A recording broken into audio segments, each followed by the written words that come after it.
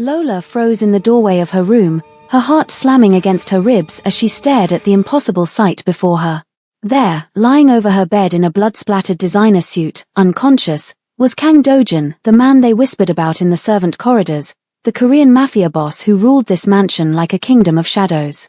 For months, she'd scrubbed his marble floors, prepared his meals with hands that trembled slightly, and perfected the art of being invisible. He'd never looked at her. Not once. Never acknowledged her existence beyond curt instructions delivered to the air beside her head. But now, unconscious and vulnerable, he'd invaded her only sanctuary. His usually perfect silver-grey hair was disheveled, falling across his forehead. His jaw was clenched even in sleep, as if he couldn't stop fighting even in dreams. The scent of expensive whiskey hung heavy in the small room, mixed with something metallic. Blood. Not fresh, but dried into the fabric of his $1,000 suit. But how did Seoul's most feared crime lord end up in his housekeeper's bed? And why would this single night seal both their fates in blood and obsession? If you're ready for a dark love story that will consume you, hit that subscribe button right now and turn on notifications. Trust me, you won't want to miss what happens next. Comment below what country you're watching from and drop a heart if you're already hooked. Let's build this community together. Earlier that day, Kang Do-jin stood in the basement of his glass mansion on Gangnam's most exclusive street, watching the light fade from Jae-sung's eyes. His most trusted lieutenant. His childhood friend. The man who'd stood beside him through every blood-soaked step of building this empire. The traitor. "I'm sorry," Jae-sung had gasped, blood bubbling at his lips. "The Russians, they said they'd kill my family if I didn't." Do-jin had pulled the trigger anyway. Because in his world, explanations didn't erase betrayal. In his world, weakness got you killed. But as Jae-sung's body slumped forward, Do-jin felt something crack inside his chest. Something he'd thought died 15 years ago when he was 16 and had buried his father, or what was left of him after his uncle's betrayal. At 31, Do-jin commanded the Kang crime syndicate with an iron fist wrapped in expensive Italian leather. Arms deals that moved through 3 continents. Underground casinos that never closed. Protection rackets that kept half of Seoul's business district running smoothly. He was feared, respected, and utterly alone. The dragon tattoo that crawled up his neck was supposed to represent power, rebirth, dominance. But lately, when he looked in the mirror, all he saw was the monster his mother had molded him into. "You're just like your father, a coward," she'd said the day she abandoned him to boarding school in Switzerland. "You'll die alone and weak, Do-jin." Just like he did. He'd spent 13 years proving her wrong. Do-jin climbed the stairs from the basement, his hands steady despite what he'd just done. Vincent, his driver, was waiting. The mess Jae-sung's betrayal caused was going to bring a lot of trouble. And his mother, the true power behind the Kang throne, was arriving from Busan in 2 days to assess the situation. Which meant she was coming to remind him that he was still her weapon, still her puppet, still the tool she'd sharpened on a whetstone of blood and betrayal. By midnight, Do-jin found himself at Keloq's, Seoul's most exclusive nightclub, drowning his failure in bottles of whiskey that cost more than most people's monthly rent. Business associates tried to make conversation, but he waved them away with a look that could cut glass. His father's last words echoed in his memory, words he'd overheard the night before the murder. "I want out, Sujin. I want to take Do-jin and disappear. Start over. Be a real father before it's too late." His mother's response had been laughter. Cold, brittle laughter. 3 days later, his father was dead, and his uncle was blamed. Do-jin had taken his revenge at 18, quick and brutal. Only now, 13 years later, did he wonder if he'd punished the wrong man. "Sir, I think we should get you home," Vincent suggested around 2 a.m., finding Do-jin slumped over the VIP table, an empty bottle dangling from his fingers. The ride home was a blur of Seoul's neon lights and Do-jin's bitter thoughts. He'd built everything to prove he wasn't weak, that he could survive anything, that he was stronger than the love that had destroyed his father. But tonight, covered in Jae-sung's blood and drowning in expensive liquor, he felt like the scared 18-year-old boy who'd had to become a monster to survive. Vincent half carried him into the mansion, but somewhere between the elevator and his master suite on the 2nd floor, Do-jin's intoxicated mind made a fatal wrong turn. Instead of his luxurious bedroom with its king-sized bed and floor-to-ceiling windows overlooking the Han River, He stumbled into the servants' quarters on the 3rd floor. Into Lola's room. He collapsed onto her bed, fully clothed, and for the first time in 15 years, Kang Dojin surrendered to unconsciousness without checking the locks on his door. Lola had returned from her night shift at a small printing shop in Suwon at 3 a.m., exhausted but grateful for the extra income. Everyone mattered when your 19-year-old half-sister was fighting an autoimmune disease that was slowly destroying her body. Chisholm's latest treatment had cost 3 million won. The next one, due in 2 weeks, would cost 5 million. Lola's salary as Dojin's housekeeper barely covered the basics, which was why she worked 2 jobs, slept 4 hours a night, and hadn't had a full meal in 3 days. But Chisholm was all she had left. Their mother had died of cancer 2 years ago, leaving Lola to raise a teenage girl in a foreign country, navigating a healthcare system she barely understood and a language that still tangled on her tongue when she was tired. Which was always. She'd come to Seoul with dreams of becoming a graphic designer, with a portfolio full of vibrant designs and a scholarship offer to Hongik University. But dreams didn't pay for immunosuppressants and hospital beds and the endless tests that doctors ordered with sympathetic smiles and devastating price tags. So she'd become invisible instead. The quiet housekeeper who cleaned up after a monster, who prepared meals he barely touched, who listened to conversations in Korean and pretended she didn't understand every word. Because understanding Korean, truly understanding it, not just the basics, gave her an advantage in a house full of secrets. She'd learned it for Chisholm's medical appointments, spent 2 years studying until she could read medical journals and understand doctors' explanations and advocate for her sister when the healthcare system tried to chew them up and spit them out. But she'd never told anyone. Never revealed that she heard every whispered conversation, every muttered curse, every moment of vulnerability he thought was private. She'd heard him talk about the Jaesung problem. Heard him order the capture with a voice like ice. Heard him return to his study afterward and whisper a single word into the silence. Myanhe. Sorry. Monsters, she'd learned, sometimes had regrets. All Lola wanted tonight was a few hours of sleep before her duties at the mansion began again at 6 a.m. She needed to be sharp, invisible, perfect. One mistake, one moment of visibility, and she'd be replaced like all the others who'd quit or been fired over the past 6 months. But as she quietly opened her door, expecting the familiar emptiness of her tiny sanctuary, her entire world tilted sideways. For a long moment, Lola couldn't move. Couldn't breathe. Could only stand frozen in the doorway, her mind refusing to process what her eyes were seeing. Kang Dojin. In her bed. Blood on his suit. Unconscious. Her first instinct was panic. Had she done something wrong? Would he think she'd somehow orchestrated this? Would she be dragged to that basement Vincent whispered about, the one staff members entered but didn't leave? Then training kicked in, the nursing classes she'd taken before her mother got sick, before money became more important than education. She noticed his pale complexion, the way his breathing seemed shallow and labored, the strong smell of alcohol that filled her small room. He wasn't just drunk. He was dangerously intoxicated. She should call Vincent. Should get him moved to his own room where he belonged, where the Egyptian cotton sheets and climate control would make his inevitable hangover more bearable. But something stopped her. Maybe it was exhaustion. Maybe it was curiosity.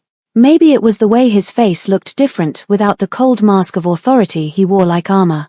Without that mask, he looked human. Almost vulnerable. Lola set down her bag and moved closer, each step careful, quiet, as if approaching a sleeping predator. Which, she supposed, she was. She'd never been this close to him before.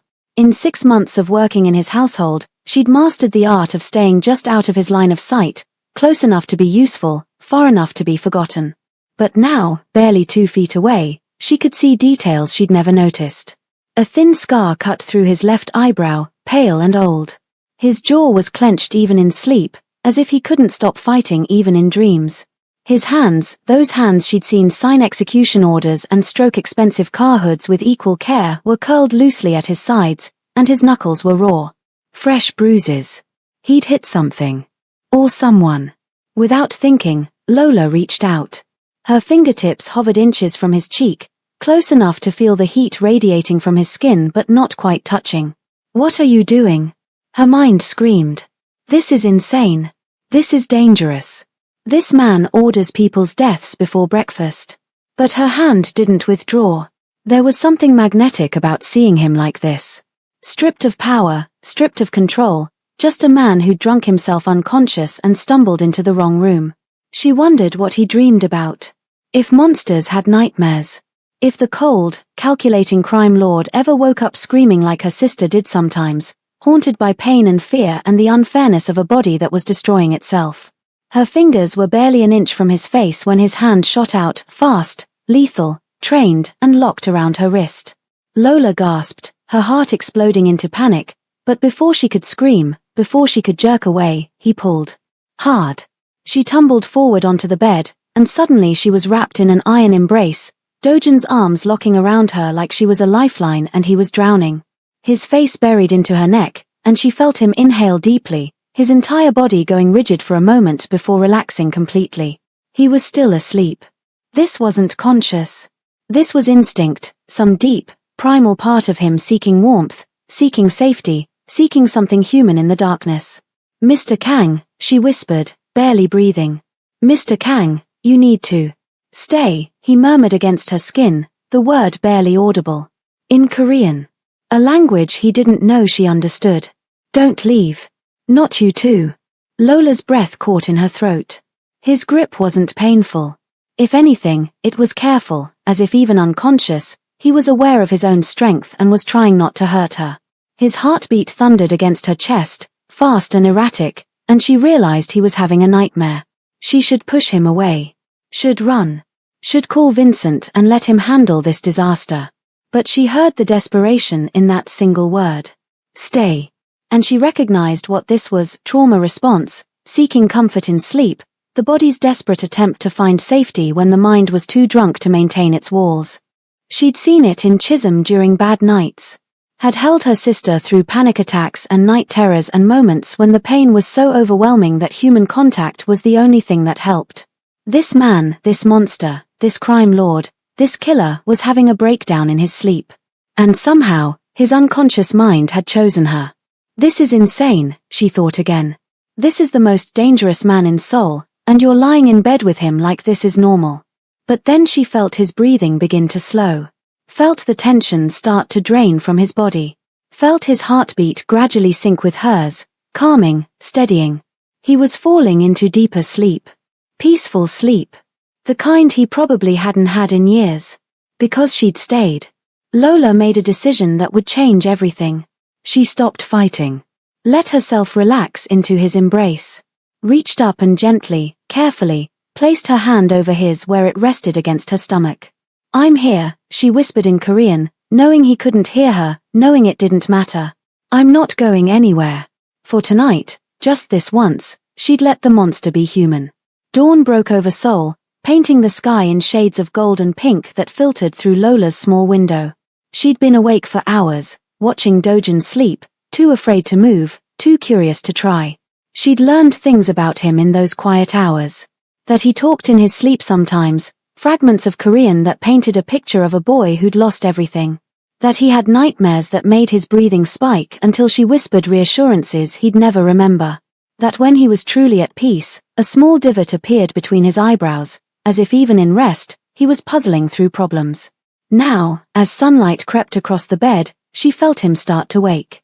His breathing changed first, becoming more conscious, more aware. Then his body tensed, muscles coiling as his brain registered that something was different. Wrong. Unknown. His eyes opened slowly, dark and confused, taking in details with the methodical assessment of someone trained to identify threats. The small room. The simple furniture. The unfamiliar ceiling. The woman in his arms. For a long moment, neither of them moved. Lola stared back at him, her heart racing but her face calm. She'd had hours to prepare for this moment, hours to decide how to handle it. How long? His voice was rough from sleep and alcohol, but there was no threat in it. Just confusion. All night, she answered simply, in English. She watched him process this. Watched his eyes travel over her face as if truly seeing her for the first time, cataloguing details the way he probably catalogued everything, filing information away to be used or discarded later. You should have left. It was a statement, not a question. You asked me to stay, she said quietly, switching to Korean. The effect was immediate. His eyes widened fractionally, and she saw the moment he understood, truly understood, what that meant. You speak Korean. His voice was carefully neutral now, but she heard the calculation underneath. Fluently. For 2 years. I learned it for my sister's medical care. She kept her voice steady, even though every instinct screamed at her to be afraid. Then I realized it was useful to understand what people say when they think you can't. What else do you know? The dangerous edge crept into his voice now. Everything. She held his gaze. Your business calls. Your meetings. The Jae-sung problem. Your mother's arrival. Everything. She should be dead. She could see him thinking it, running through options, assessing the liability. 6 months of secrets, 6 months of information that could destroy him, sitting in the head of a woman he'd never bothered to notice. Why didn't you run? He asked finally, and there was something almost vulnerable in the question. Because you looked human for once, Lola said softly. And I wanted to see if monsters have nightmares too. The silence that followed was loaded, dangerous, crackling with tension that had nothing to do with fear and everything to do with something neither of them was ready to name. Do they? He asked finally. Yes. She didn't elaborate. Didn't need to. Dojin's grip on her had loosened when he woke, but he hadn't let go. Hadn't moved away. And she realized with a start that he was studying her the way she'd studied him in the dark, like a puzzle, like something unexpected and therefore fascinating. What's your name? He asked. After 6 months of working for him, he didn't know her name. Lola. Lola Benson. Lola, he repeated, and something about the way he said it, careful, deliberate, like he was tasting the syllables, made her shiver. You're not afraid of me. I'm terrified of you, she corrected. I'm just too tired to show it. The corner of his mouth twitched. Not quite a smile, but close. The first sign of humanity she'd seen from him while conscious. Then reality seemed to crash back. He released her and sat up, running a hand through his disheveled hair. Lola sat up too, putting distance between them even though part of her, a reckless, curious part, wanted to stay close. The blood, she said, nodding to his suit. Are you hurt? No. His voice was flat again. It's not mine. Jae-sung's, she didn't say. She didn't need to. You need water. And aspirin. And probably food, though I doubt you'll keep it down. Years of nursing instinct kicked in, overriding fear. Your BAC was dangerously high last night. You could have died if you hadn't stayed to watch over me, he finished quietly. Why? Because you're human. Because even monsters deserve kindness. Because I saw something broken in you that recognized something broken in me. She didn't say any of that. Because I've watched people die, she said instead. My mother. Nearly my sister, more times than I can count. I don't like watching people die. Even you.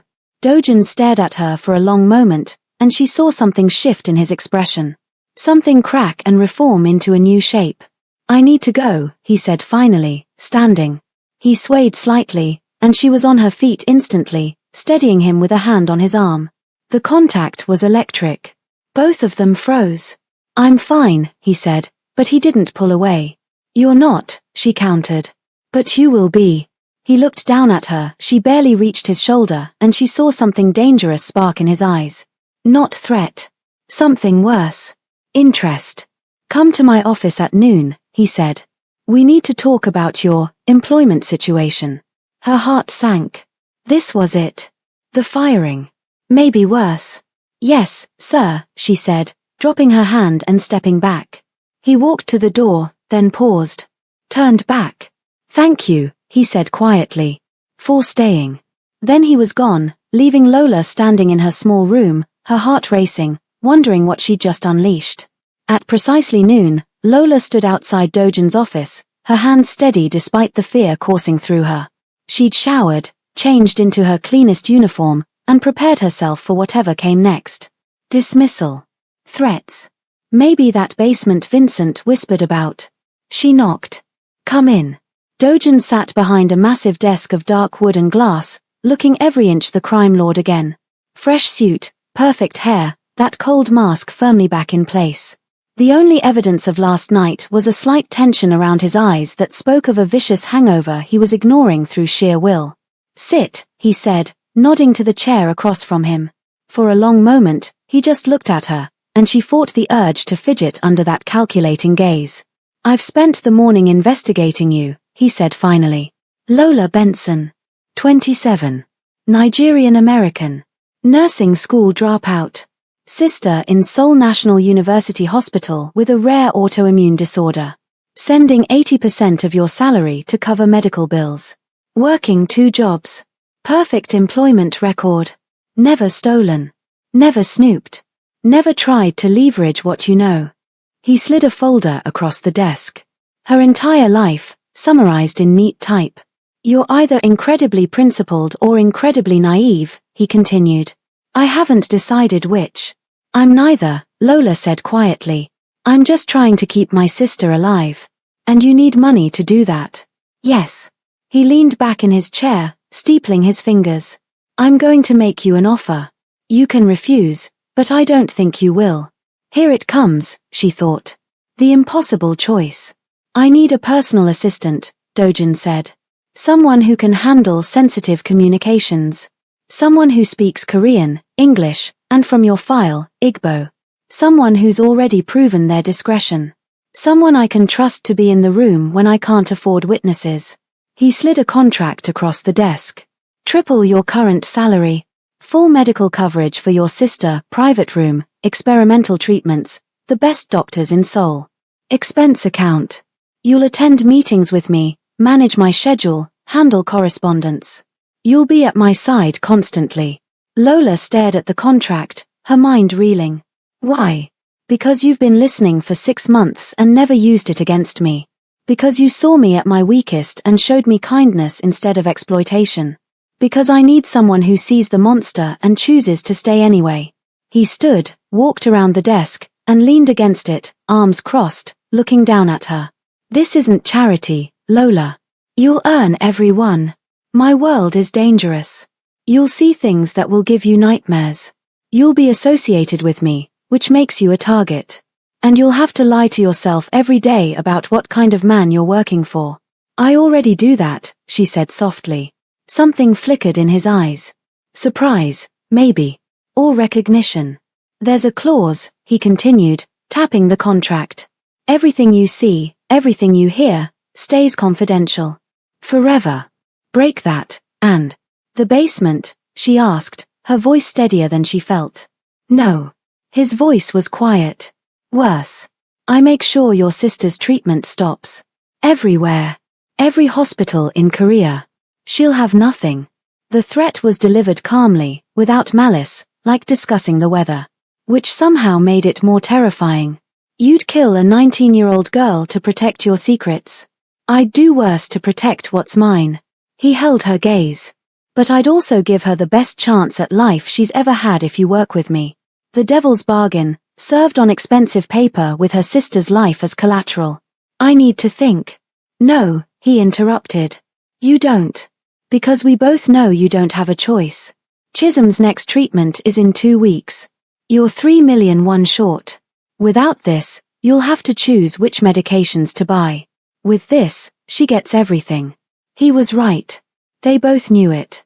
Lola picked up the pen. "One condition," she said. His eyebrow rose. "You never lie to me. I don't care how ugly the truth is. I don't care if you think I can't handle it. You don't lie to me." "Why?" "Because if I'm going to sell my soul, I want to know exactly what I'm getting in return." Dojin smiled then, a real smile, sharp and dangerous and somehow beautiful. "Deal." She signed. And that became the decision that changed her life forever. Lola served as his right-hand man, helping with various administrative tasks and sometimes an escort to places she never would have imagined going to. "Is this what power looks like?" Lola asked one evening, watching 2 men beat each other bloody in the ring below. "Or is it just another cage?"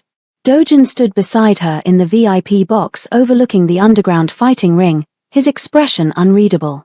He'd brought her here as a test, she knew. Wanted to see if she'd flinch, if she'd run, if she'd prove herself too weak for his world.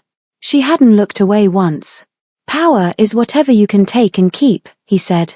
This is just profit. No, she countered, surprising herself. This is men destroying themselves for your entertainment. That's not power. That's just cruelty with a price tag.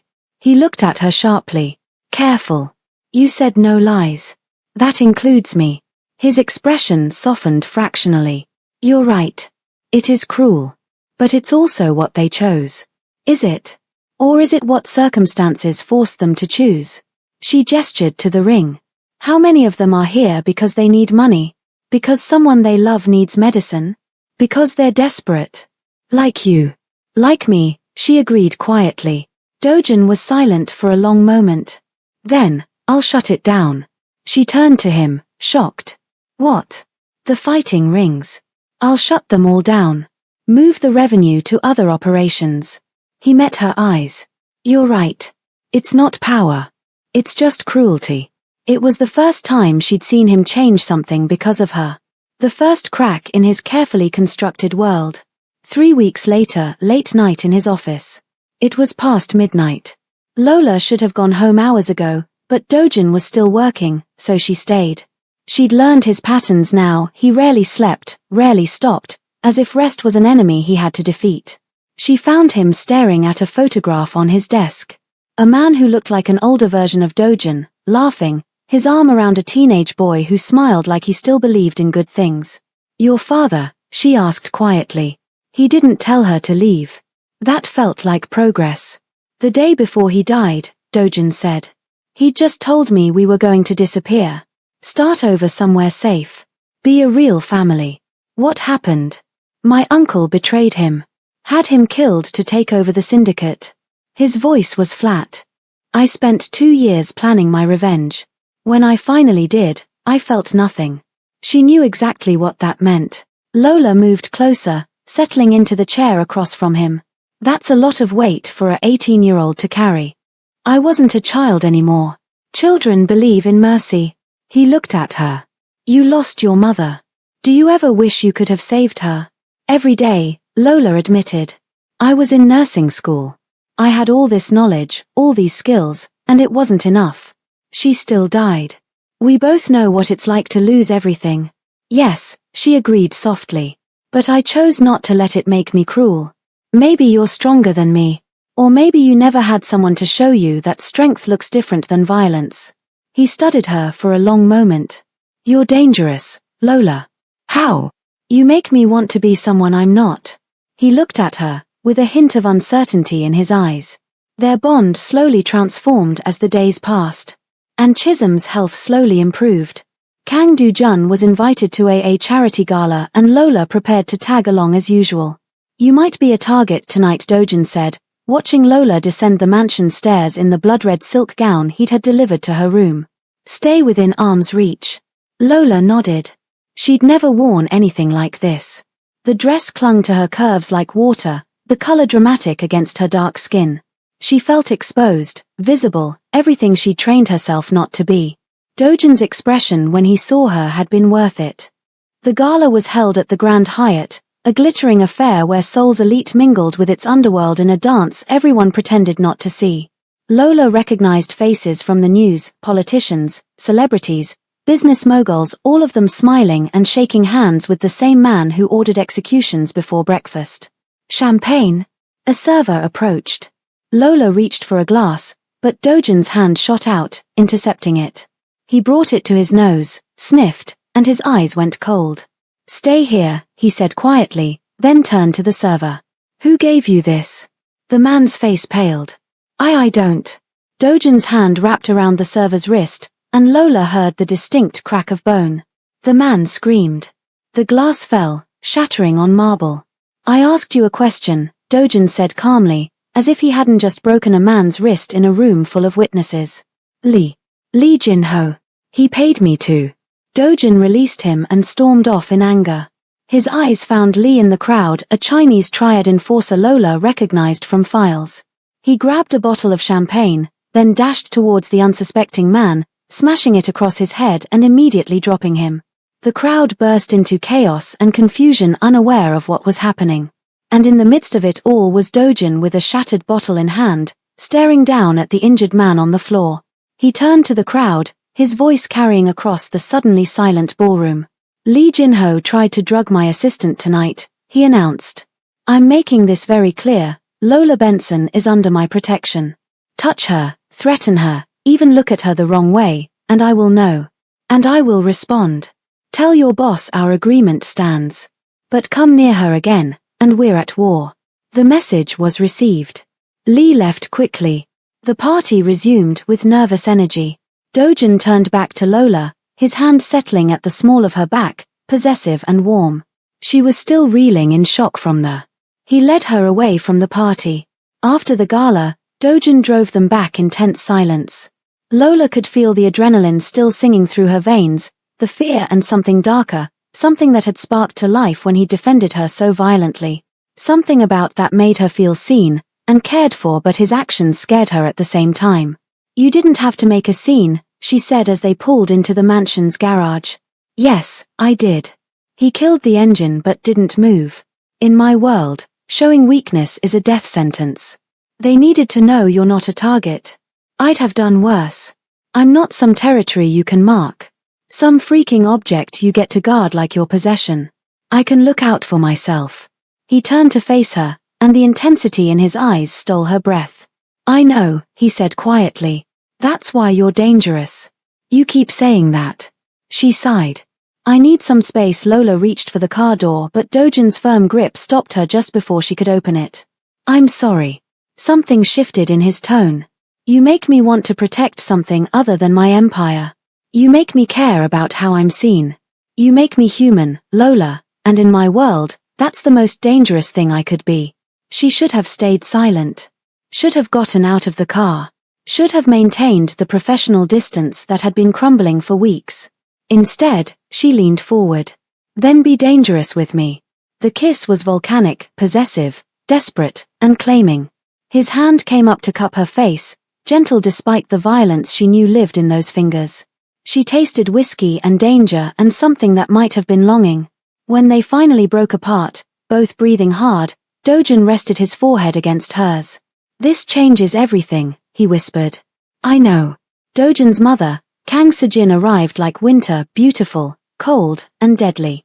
At 58, she was elegant in the way expensive things are elegant, all sharp edges and careful construction. Her black suit was impeccable. Her hair was swept into a perfect chignon. Her smile was ice. Lola met her in the mansion's grand foyer, standing beside Dojin as he'd instructed. She felt the woman's gaze sweep over her like a blade, cataloguing every detail, finding every weakness. So this is your new assistant, Sejin said in Korean, her tone making the word sound obscene. How exotic. Mother, Dojin's voice carried a warning. Lola has proven herself invaluable to operations. I'm sure she has. Sujin's smile didn't reach her eyes. Tell me, dear, how long have you been warming my son's bed? I don't, Lola started. She doesn't, Dojin cut in, his voice hard. And you will speak to her with respect. Sujin's eyes glittered with something dangerous. Respect. For the help. She scoffed in amusement. Dojin, darling, you're becoming sentimental. It's unbecoming. She swept past them, her perfume expensive and suffocating lingering in her wake. That went well, Lola muttered. Dojin's jaw was tight. Stay away from her. I mean it, Lola. She's more dangerous than anyone else in my world. Because she's your mother. Because she has nothing to lose and everything to protect. The attacks started subtly. First, Chisholm's treatment was delayed. A clerical error, the hospital claimed. Nothing serious, just a scheduling mix-up that would push her next infusion back by 3 weeks. 3 weeks Chisholm didn't have. Lola spent 2 hours on the phone, arguing with administrators, pulling strings Dojin had given her access to, fighting the sudden wall of bureaucracy that had appeared overnight. When Chisholm's treatment was finally rescheduled at triple the usual cost, Lola knew exactly who was responsible. Sujin began inserting herself into Dojin's operations. Every meeting Lola attended, Sujin was there too, undermining her suggestions, questioning her translations, making subtle digs about her competence. Perhaps Lola didn't understand the nuance, Sujin would say sweetly after Lola translated a Japanese client's concerns. The cultural gap can be so challenging for outsiders. Dojin defended her every time, but Lola could see the strain it was causing. The tension between mother and son was palpable, dangerous, like watching two predators circle each other. On the 5th day of Sujin's visit, Lola found an envelope in her room. Inside were photographs. Dozens of them. Dojin torturing a man in that basement she'd never seen. Dojin standing over bodies. Dojin signing orders that had sent people to their deaths. Dojin's hands covered in blood. And a note, in perfect English. This is who he is. This is who he'll always be. You're just a fascination. When he's bored, you'll disappear like the others. Or worse. Save yourself while you can. Lola stared at the photos for a long time. She'd known, intellectually, what Dojin was. But seeing it, vivid and undeniable, was different. She thought about leaving. About taking Chisholm and running as far from Seoul as their passports could take them. But then she remembered the way Dojin had looked at her when they kissed. The way he'd changed because she'd asked him to. The way he'd defended her even against his own mother. She burned the photos in her sink and didn't mention them to anyone. A week after the photos, Lola was working late in Dojin's office, reviewing contracts for a new property acquisition in Busan. He'd gone to meet with the Russian contacts, trying to salvage the deal Jae-sung's betrayal had nearly destroyed. She was alone when Sujin entered. "You should have taken my advice," the older woman said, closing the door behind her. "I gave you an easy out. I don't want an out." Sujin laughed, cold and sharp. "You think you love him? How sweet. How tragically naive. Get your claws off my son. I don't think anything. I know what I feel. Do you know what he is?" Sujin moved closer, circling Lola like a shark. "Do you know how many women have sat where you're sitting, thinking they were special? Thinking they could change him? I'm not trying to change him. No, you're doing something worse. You're making him weak." Sujin's voice dropped to something deadly. His questioning orders. Shutting down profitable operations because they offend your delicate sensibilities. Defending you in front of associates who need to see him as strong. You're destroying everything I built. He's not yours to control. He's exactly mine to control. I made him. I shaped him. I turned a weak, crying boy into the most feared man in Seoul. And I will not let some foreign nobody undo 15 years of work. Lola stood, meeting Sujin's cold gaze with her own. "Then you should have raised a man who couldn't be undone by kindness. Maybe that says more about you than it does about me." The slap came so fast Lola barely saw it. Her head snapped to the side, pain exploding across her cheek. "Know your place," Sujin hissed. "You're an employee. A temporary distraction. Nothing more. I'm the woman your son chose. And I'm the woman who will make you disappear." The next morning, Lola received a summons to meet Sujin at a cafe in Gangnam. She almost didn't go. But something told her this was the endgame, and she needed to face it. Sujin was already there, sipping tea like they were old friends meeting for brunch. "Sit," she said, gesturing to the empty chair. 50 million won, Sujin said without preamble, sliding a bank card across the table. "Your sister gets lifelong medical care at the best facility in Seoul. I've already set up a trust fund she can't touch, but it will pay for everything. Treatments, medications, private nurses, experimental procedures if needed. She'll want for nothing." Lola stared at the card. 50 million won. More money than she'd see in a decade.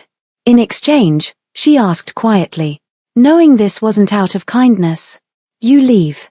Tonight. Disappear from Dojin's life completely. No goodbyes. No explanations. Just gone. He'll come looking for me. Not if you make him hate you first." Sujin pulled out a piece of paper. "Write this exactly as I tell you. Tell him you were using him. That you got what you needed, your sister's care, and now you're done. Break his heart, Lola. Make him believe it was all a lie. And if I refuse?" Sujin's smile was cold. "Then I make a phone call. You wouldn't want her treatment to suddenly fail, would you? I've done worse for less." Lola felt her blood run cold. "Don't you dare touch my sister. I'd burn down half of Seoul if it meant protecting what's mine. Your sister is nothing to me. A number in a hospital bed. But she's everything to you, isn't she? The trap closed. Perfect and inescapable.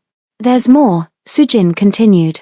If you refuse, I'll also tell Dojin that you've been selling our secrets to the FBI. That you're an informant. A spy. You know what he does to traitors, don't you? You've seen the photos. He won't believe you. Won't he? I'm his mother. You're a woman he's known for 2 months. Who do you think he'll trust when I show him fabricated evidence? Bank transfers. Recorded phone calls with voice modulation. I have resources you can't imagine, Lola. I will destroy you, and he'll help me do it. Lola's hands shook. She clasped them together under the table, refusing to let this woman see her fear. Why? She asked. Why do you hate the idea of him being happy so much? Because happiness makes you weak. Love makes you vulnerable. And vulnerable men die in our world. Sujin leaned forward. His father loved him. Wanted to leave everything behind to be a good father. And for that weakness, he was killed. I won't let all my life's work go to waste because of some stupid African girl. Understanding crashed over Lola like a cold wave. You killed his father. Sujin's smile was confirmation enough. You let him think it was his uncle. Let him take revenge on the wrong man. You've been controlling him his entire life. I've been protecting him. Teaching him that love is a liability. That the only person you can trust is yourself. He was learning that lesson beautifully until you came along. Lola felt sick. This woman had orchestrated her own husband's murder and let her son become a killer based on a lie. And now she was sitting here calmly, threatening to do the same to Chisholm. Sujin's voice was steel. Leave tonight, or your sister dies tomorrow. And if you tell Dojin about this conversation, I'll know. I have eyes everywhere. One word to him, and Chisholm's heart monitor flatlines before you can finish the sentence. Lola looked at the bank card. At the paper and pen. At the cold, calculating face of the woman who'd destroyed her son's capacity for love and was now trying to do it again. She thought about Dojin. About the way he smiled when she challenged him. About his confession that she made him want to be better. About the kiss that had felt like coming home. She thought about Chisholm. About her bright laugh and brilliant mind. About watching their mother die and promising to protect her sister no matter what. Love meant sacrifice. Love meant choosing the impossible choice because there was no alternative. With shaking hands, Lola picked up the pen. Dojin, I'm sorry to leave this way, but I can't continue the lie anymore. I used you for money and security. My sister is taken care of now, and I got what I needed. What happened between us meant nothing to me. I was always going to leave. Don't try to find me. It's better this way. Each word was a knife in her own heart. But Chisholm would live. That was all that mattered. Good girl, Sujin said, taking the letter. The car is waiting outside. You have until midnight to pack and leave Seoul. The trust fund will activate once you're on a plane out of Korea. And Lola. Lola looked up, tears streaming silently down her face. If you ever come back, I'll make sure you regret it. Dojin returned from his business trip to find his office empty. No Lola at her usual desk. No sound of her typing or her soft humming when she thought no one was listening. Just a letter on his desk. He read it once. Twice. 3 times, the words refusing to make sense. I used you. Meant nothing to me. Don't try to find me. For a long moment, he just stood there, the paper crumpling in his fist. Then something broke inside him, and he swept everything off his desk in a rage. Glass shattered. Papers scattered. His phone cracked against the wall. Dojin. Vincent burst in, alarmed. Find her, Dojin snarled. Now. Search everywhere. Check airports, train stations, hotels. Use every contact we have. Find her. But even as he gave the orders, a cold certainty settled in his chest. She was gone. Really gone. And he'd been stupid enough to believe she was different. For 3 days, Dojin became the monster everyone feared. He interrogated staff brutally, shut down operations to focus every resource on finding Lola, barely slept, barely ate. The search turned up nothing. She'd vanished like smoke. Until he started noticing the inconsistencies. Her personal belongings were gone too completely, too quickly. Professional runners left traces. Lola had left nothing, as if she'd had help. Her sister's medical files showed a sudden massive payment and treatment schedule change. Money from an anonymous trust fund that had appeared overnight. And security footage from the cafe showed his mother meeting with Lola the day before she disappeared. Dojin stood in his office, the evidence laid out before him, and felt his entire world shift. "Find everything on my mother," he told Vincent quietly. "Every account. Every transaction. Every skeleton in every closet. And I want to know exactly what she said to Lola in that cafe." "Sir, are you sure? Do it. Now." What Vincent uncovered shattered everything Dojin thought he knew. Bank records showing Sujin had orchestrated the trust fund for Chisholm. Phone records proving she'd arranged to delay Chisholm's treatments. And most damning old evidence from 15 years ago showing that his father's murder had been ordered by his mother, not his uncle. She'd lied to him. Used him. Turned him into a weapon pointed at the wrong target. And now she'd driven away the only person who'd ever made him want to be something other than that weapon. Dojin found his mother in the mansion's sitting room, drinking tea and reading the financial news as if she hadn't just destroyed his life. Shouting, "You did this," he said, his voice deadly calm. Sujin looked up, her expression placid. "Did what, darling?" "Lola. You threatened her. Threatened her sister. Made her leave. I saved you from making a catastrophic mistake. You should be thanking me. All you care about is yourself." The roar echoed through the mansion.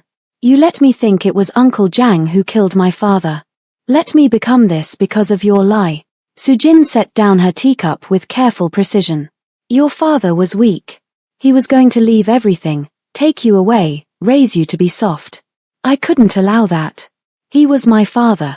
He was a liability." Sujin stood, her calm cracking for the first time. "And you were becoming just like him. That girl made you weak, made you question, made you care about things that don't matter in our world. She made me human. That's the same thing as dead." Sujin's eyes blazed. "In our world, sentiment is suicide. Love is a weapon your enemies use against you. I taught you that. I made you strong enough to survive. You made me a monster. I made you a king." Sujin took a step toward him. "Everything you have, everything you are, you owe to me. And I will not let some foreign nobody undo 15 years of careful construction." Dojin stared at his mother, this woman who'd birthed him, raised him, destroyed him and felt nothing but cold fury. "You're right," he said quietly. "I do owe you everything. My father's death. My isolation. My inability to trust or love or be anything other than what you made me. I owe you this empty mansion and this blood-soaked empire and this hollow excuse for a life." He pulled out his phone and pressed a button. Sujin's eyes widened as she heard her own voice playing back the cafe conversation with Lola, every threat, every manipulation, recorded by Vincent's surveillance team. "What did you?" "I've spent 3 days gathering evidence," Dojin said. "Every crime you've committed. Every murder you've ordered. Every corrupt deal, every illegal operation. Every body buried in the foundation of this empire." He walked to his desk and picked up a thick folder. "And I've turned it all over to the International Criminal Police. They're very interested in the Kang Syndicate. Especially when the evidence comes from the inside." Sujin's face went white. "You wouldn't." "I already did. They're coming for you. For your political allies. For everyone in your web of corruption." He met her eyes. "I negotiated immunity for myself in exchange for testimony. I'm getting out, Mother. And I'm taking you down with me. You're destroying everything I built. You destroyed everything I could have been." Dojin's voice cracked. "I could have been loved. I could have been happy.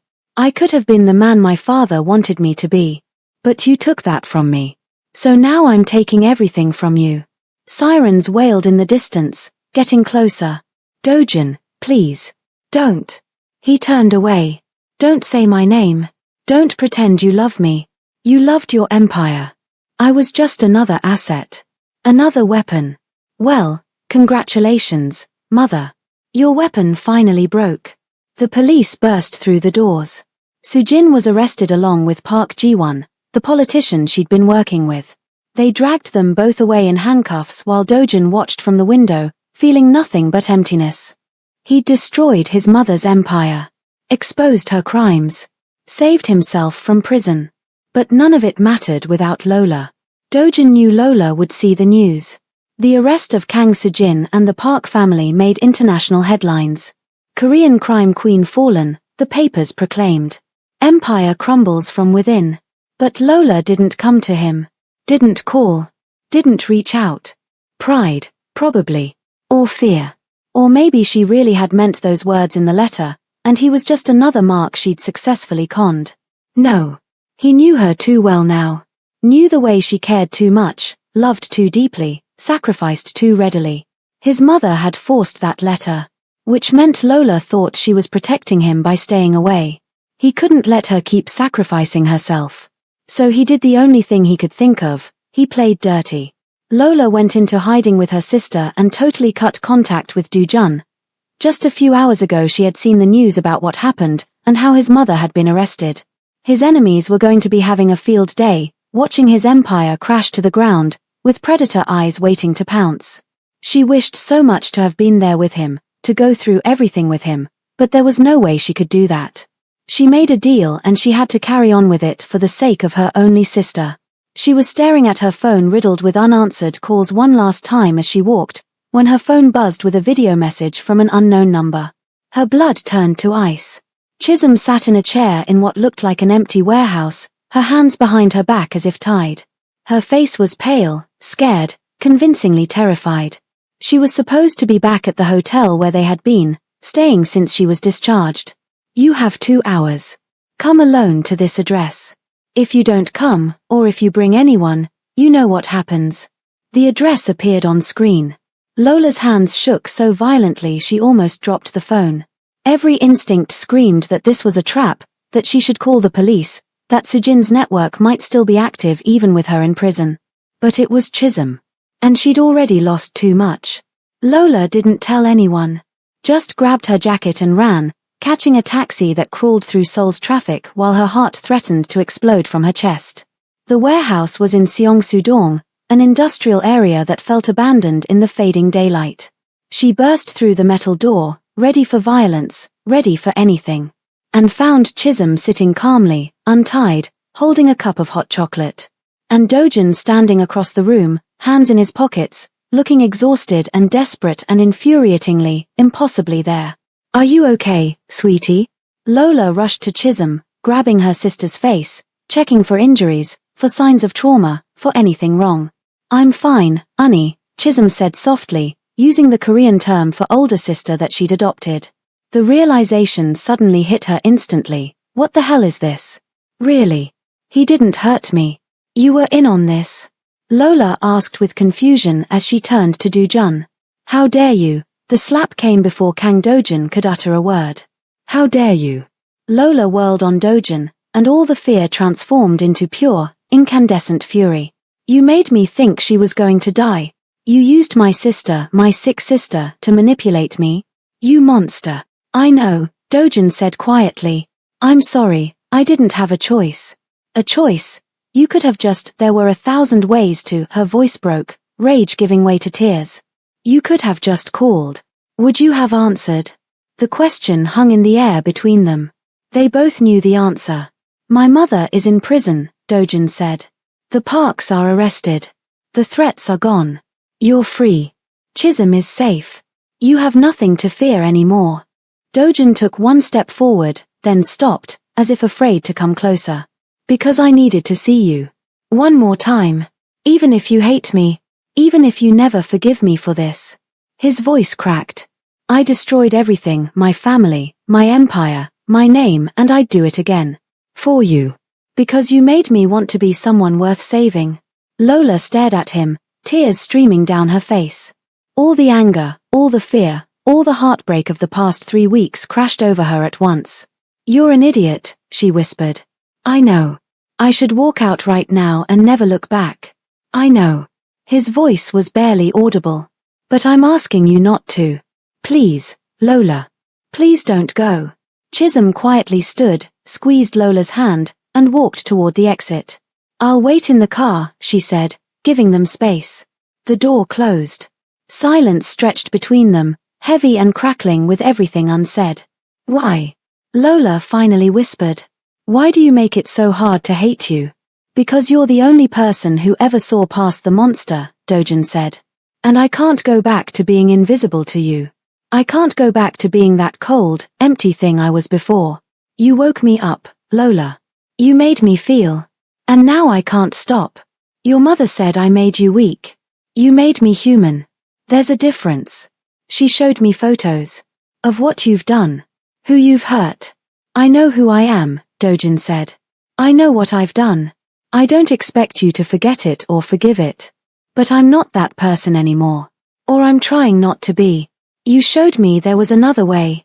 And if I can't love that version of you, if every time I look at you, I see those photos, then I'll spend the rest of my life proving I'm worth more than my worst moments. Lola closed her eyes, overwhelmed. Part of her wanted to run. Wanted to protect herself from the danger and darkness that clung to him like a second skin. But another part, the part that had stayed with him that first night, that had chosen to see his humanity when everyone else saw a monster, that part was reaching for him even now. Dojin took a shaky breath. I love you. I didn't know I was capable of it until you. And even if you leave, even if you never want to see me again, I will love you for the rest of my life. You're the only good thing I've ever protected. The only right choice I've ever made. The words hung in the air, raw and honest and terrifying.